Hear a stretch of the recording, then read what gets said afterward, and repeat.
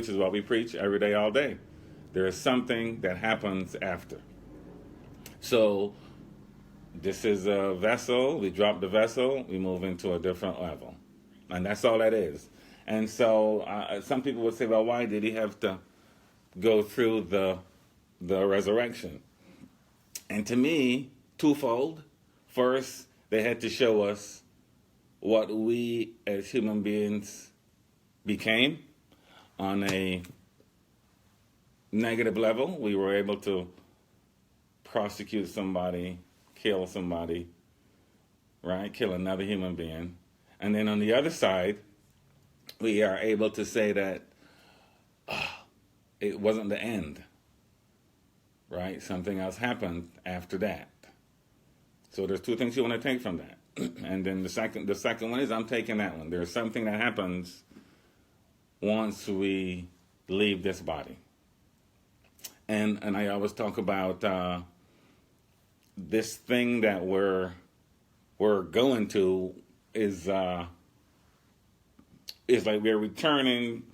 It's like the wave comes in, which is us coming in, and then it rolls back out. And then we roll back out to spirit. So that's what the transition is. We're rolling back out to spirit. So we're never apart from it, right? We're just an extension of it. And so when we transition, we're just rolling back to all that is. Okay, it's that easy. And again, Jesus always says, if I can do this, or I can do this, and you can do this, and more. All right, he always said that. So we're taking all these things that Jesus said and we're making them something that we do daily. Right? It should be something we do daily. Again, I always talk about holidays. You know, Easter is every day. Right? We're gonna dress up. We're gonna come to church or not dress up. And you're right. And so, we're gonna be so into it in our head. I'm going for Easter. This is a big deal.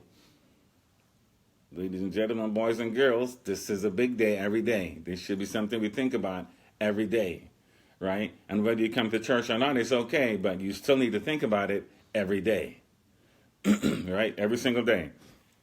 And so people always ask, well, why don't you guys talk about the Bible? I do talk about the Bible, but I talk about hundreds of other books as well. Some that are younger than the Bible, some that are older than the Bible.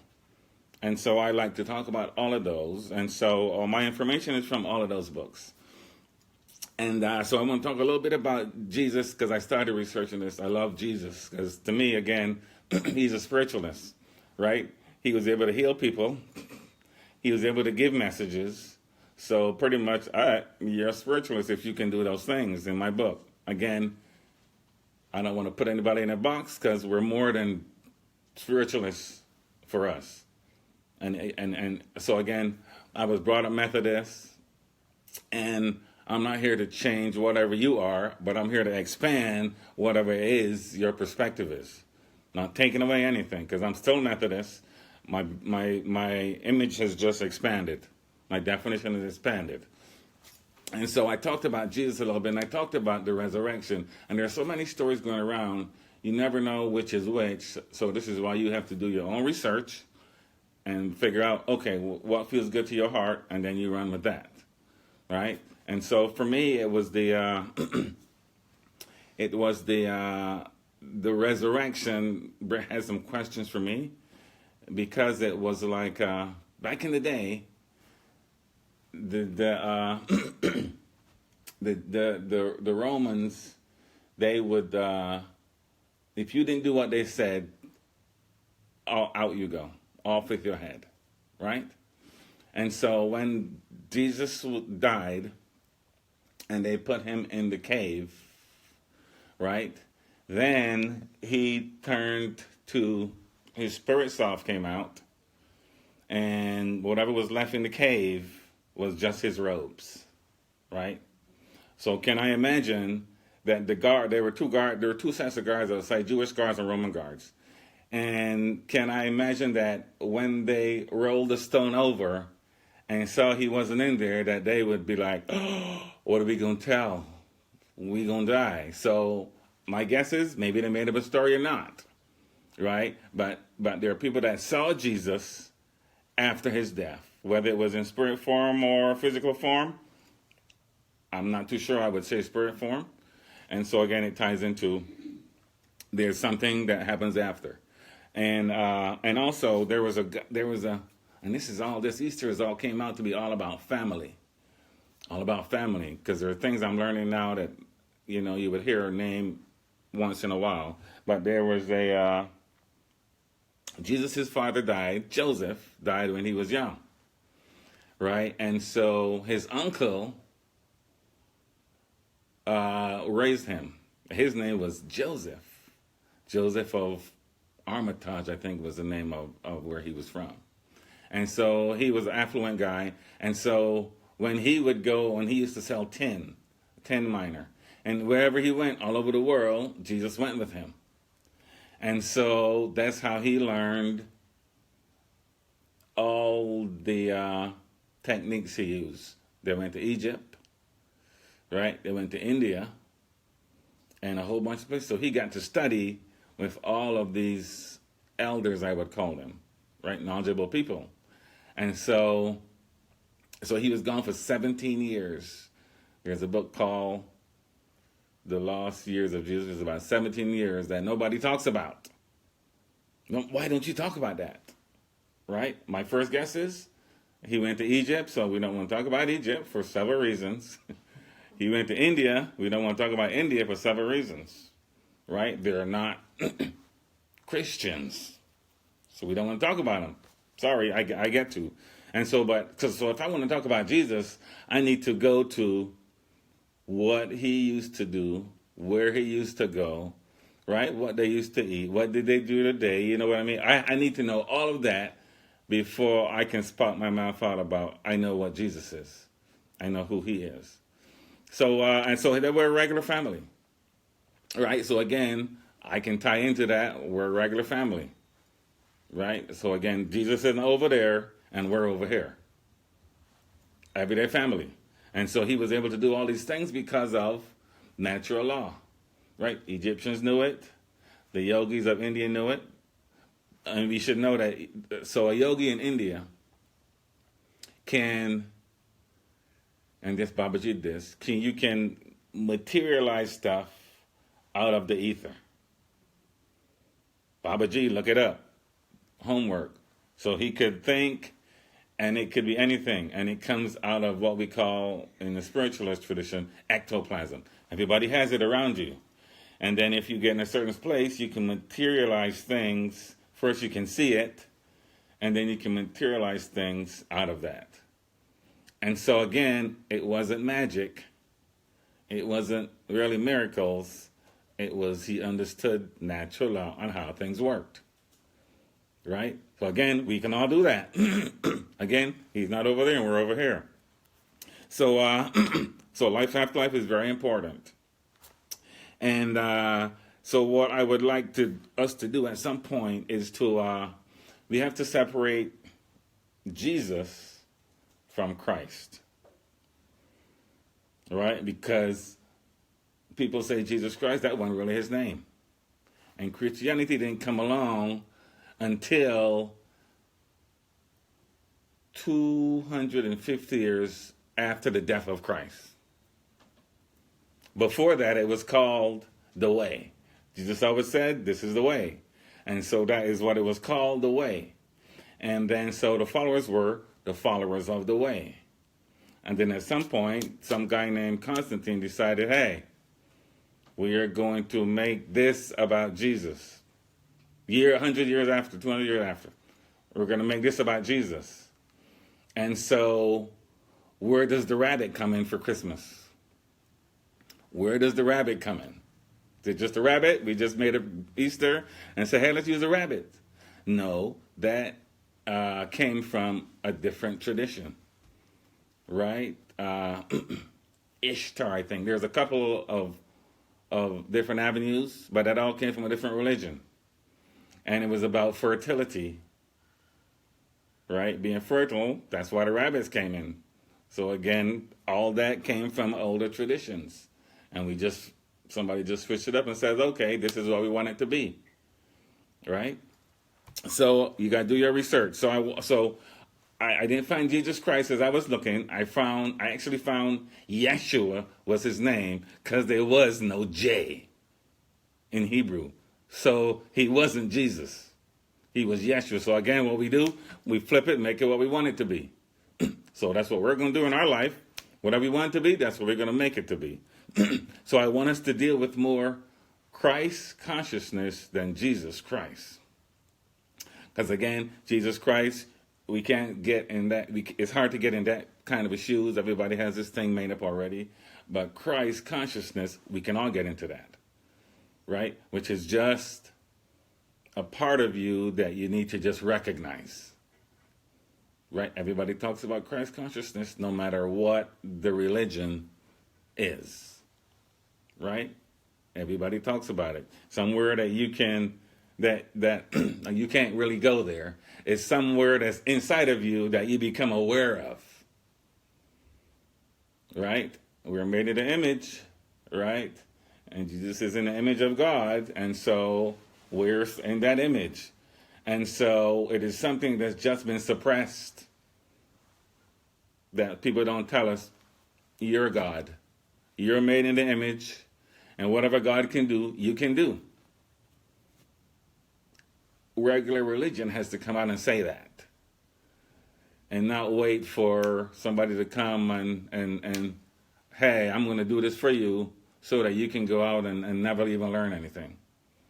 You go through things and you learn things. That's why we all go through stuff. So if somebody came and saved you from all your sins, what would you learn? Nothing, because you can go out and do the same thing again. But if you stump your toe, the next time you're going to pick your foot up because you learned a lesson. And so that's why we have to go through all these lessons so that we can learn, hey, I did that, so I can fix that. All have to go through that lesson. We all have to do that, right? It's I always say God is an individual decision. Individual perspective. I can tell you what it means for me, and then you have to take that and say, okay, let me see if that fits with my beliefs or not, and then you make whatever you want that to be. I would only suggest that if it works for you and it's been working for you, you're getting everything you want, everything is joyous and happy, ups and downs, everybody has those. If it's working for you, then you keep doing that. If it's not working for you, then I suggest you step back and take another look, right? Expand your awareness or whatever your perspective is, right? We all have to do that. So Christ consciousness, everybody has to at least start searching for that inside yourself. This thing that is connected to all that is. Everybody has that. Black, white, Jew, Gentile, everybody has that. And that's how you're going to find this Christ consciousness, this place where you raise your consciousness and you're above all the mundane stuff. And then you realize that everybody is, what is the word? Everybody is important. Everything is important, right? The dogs aren't any less than we are. They're just a different perspective. Trees aren't any different than we are. Different perspective, right? The bum is a little different than we are. No, just a different perspective. He has his things to go through. He has his lessons to learn. My guess is, okay, he hasn't picked up his foot when he stumped his toe. He just keeps stumping his toe. So is that good or bad? I don't know. That's up to him. Did you learn the lesson? Because once you learn the lesson, you don't do that anymore. That's why people keep saying things happening over and over and over and over. It's because you keep thinking the same thing over and over and over and over. And and so beliefs come into play because the belief is just something you keep thinking over and over and over and over and over. That's all it is. It's not this thing that's so concrete, it will never ever change. Because everything changes. So your beliefs come into play. And if it's not working, then it's just some switch you need to think something different. And then if you keep thinking that over and over and over and over, then again, okay, things change for you. Not that things change, but your beliefs change and you attract or you see different things. Right? And so you have to look for this Christ consciousness. And easy things to do is to, you have to see God in everything that you see, everything you look at. The chair, can you see God in the chair? Or even the car. Can you see God in the car? Or can you just see the wheels? And where did the wheels come from when you just delve into it? Did they come off planet? No, they were made from something on this planet. And so you have to see God in everything that you look at, bar none. Even in the air between you and me, yep, you have to see God in that air as well. Everything, there's nothing that is not God, for lack of a better word, or all that is, as we say in our tradition. There's nothing that is not that. So at least you need to see that in every single thing. At least that little bit. If you don't believe all the things they do, all the murders they do, all the wars we did, one thing you need to see at least is that they have this spark in them. And then once you start seeing that in everything, then you can see it in you. And once you see it in you, you can see it in everything. And it'll work that way, like you'll be around and around. But you have to see it one place or the other first. Right? If you don't not getting it, then you fake it till you make it. Okay, this sounds right. So let me just start looking at everything I see and see if I can see Godness in that thing. And I guarantee once you start looking, then you realize, oh, I do see it. And I think I said this last time. When I got my nitro, I have never seen a nitro before. Right? But once I got my nitro, they were everywhere. I was like, were they there before or not? They were there before. I wasn't aware of it because I wasn't thinking that. So once you start thinking about this Christ consciousness, other things will come into your life and that will confirm what you're thinking. And if you keep saying this ain't true, guess what? Things will come into your life that will make you believe it's not true. Doesn't mean it's true or not. Just your interpretation, your creativeness that will show up these things that will make you think, oh, that is not the case. But everybody has to see this Christ consciousness in us. Jesus showed it to us by what he did, who he loved, who he healed, who he helped, all that. He showed it to us step by step. And then he showed it to us going from physical to non-physical. He showed that to us too. But we don't want to talk about that. But I'm sorry I'm talking about it. Because we all have to go through it. And if you don't look at transition, you will not live your life. You will die your life. Once you start saying, I accept this transition and I realize that I will go on, some part of me goes on, then you don't have to worry, right? If it's your turn, it's your turn. And on some level, you chose everything that happens to you on this level from up here. On your soul level, on this Christ consciousness level, you chose everything that's happening to you right now. Right? You have millions and millions of potentials. You get to step into one, step into this one, step into this one. We all have those potentials. Right? So you have to look for this Christ consciousness. And again, it's always good if you have a question, you got to use the internet. It's there for us to use. You just have to be discerning. So I want to know what is the spiritual meaning of Easter. And you'll get a list. Some will be crazy, some not. You get to discern. You get to read it and it says at some point, this thing on your heart level will be like you're in love. That's the feeling you're looking for when you start reading. And then that will lead you to other things, and that's how you're going to get your answer of what you need to know. Right? When you start asking is important. because you don't, people don't come to come in and insert stuff into your life. I want you to do this, and this is the right way, right? They may come in and say that, and then you get to say, okay, yes, I'm going to do that, or I'm going to do what I need to do. So you have to make the decision, no matter what I say, no matter anybody says, you have to say yes or no. It's a choice. And once you say, I want to learn these things, then you get information that is pertinent to you. When I did my research, I got information pertinent to me, right? I've read and studied thousands of books, like I'm happy to say, just probably so you don't have to, But so you have to find this Christ consciousness.